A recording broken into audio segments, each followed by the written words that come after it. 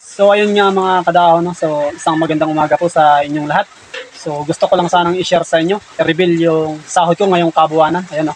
So ito pakita ko sa inyo, no? So sumahod po ako ngayon ng 13,000. So bali kinita ko po ito sa aking mga picture post. Kasi yung mga picture talaga ang malaki ang kitaan ngayon. So kung kayo ay gusto nyong kumita ng malaki, mag-focus kayo sa picture kasi sa picture yung mas malaki ang kitaan kasi mahina ngayon sa reels. So ito, no?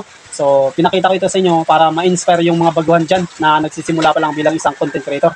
So tuloy-tuloy lang, no? Kasi ganoon naman talaga sa umpisa. Sa umpisa, maliit ka muna. Pero pag nagtiyaga ka dito, ay mapapansin ka rin sa katagalan. So tiyaga lang, no? So kung walang sumusuporta sa'yo ngayon, so darating yung time na may magsusuporta din sa'yo. Basta ituloy-tuloy mo lang. So legit, ayan, no? 13,000, pambili ng bigas at ulam. So okay na to.